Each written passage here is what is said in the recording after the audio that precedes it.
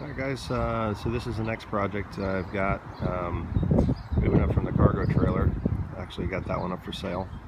If you're interested in it, let me know. Message me. Anyway, I'm in Llano, Texas today. L-L-A-N-O, Texas. Pretty interesting place, little town. Everything's priced crazy here. Cool little Airstream back there. I don't know what that's going on with that, but at a hotel here. But anyway, just picked this up, and this is a 2017 Ford Transit XL diesel, i5 diesel 3.2 liter, I believe it is. So they're out there, nice ones. This one's in pretty good shape. It was a plumber's van. It's got little dings and stuff here and there, not much, but just so happens that overnight somebody else parked a couple of Transits here, so they're pretty popular. This one's going to be built out into a basically a little RV van, and give you a little walk around. It looks like it was a plumber's van. They had diamond plate on the threshold there, and then the little cab separation to keep the air conditioning and then keep the load from shifting and coming forward. But already has the lights in the ceiling. I'm 6'2", and I've got about 5 inches of headroom above me, so this has got to be something like 6'7", 6'8" in here. But anyway, they had it all built in for whatever various reasons and plumbing issues, stuff that they carried with them, and made room for everything. But anyway, so first purchase for the van on the trip, because I needed one for the cargo trailer, is the Thetford 565E, the electric rinse toilet, so that we could have a place to use the bathroom on the road, so we didn't have to stop. And like I said, we need it for the cargo trailer, so that's going to be included in the cargo trailer when I sell it. So anyway, this is the interior. You can see it's got some little dings and stuff on the doors, a couple on the outer skin right here that you can just barely make out outside. But all in all, very, very nice van. They go anywhere from $25,000 all the way up to $40,000 or just a little over. But I buy used, I don't buy new.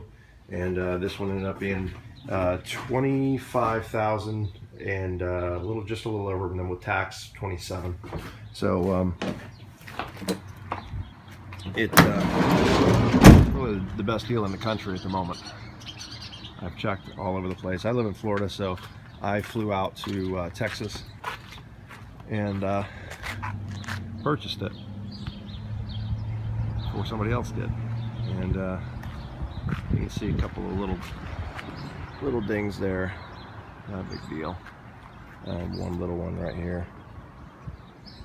Probably have my body guy look at it and see if it's even worth fixing. But depending on what I do with the exterior, I might do an inlay of like black in those window trays there, so that it looks like windows. Kind of like this van has real windows, but I would put like a vinyl on it so that it would actually look like windows. I'm not sure about that yet, but that's one thing. And then those would kind of hide at that point. But again, very clean vehicle.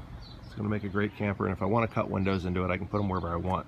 So as opposed to going with one that had windows and seats and throwing all that stuff away, all the seats, and not being able to use any of it, you're paying extra for that. So I was able to get a van for $27,000 as opposed to one for $35,000, just because it didn't have seats and a rear air conditioning, which I'm not going to use anyway. So keep in mind when you're buying these things, you want to get a good deal, find it used, and travel somewhere, because this was one of 4,000 vans, but only one of 30 that had the diesel, and only one of about 15 that had the dual rear wheels that was available. So I had 15 vehicles to choose from in the country to actually get the diesel that I wanted, because I have a boat and I want to be able to camp and pull my boat and also bring my motorcycle. So that was the real need to go away from the cargo trailer.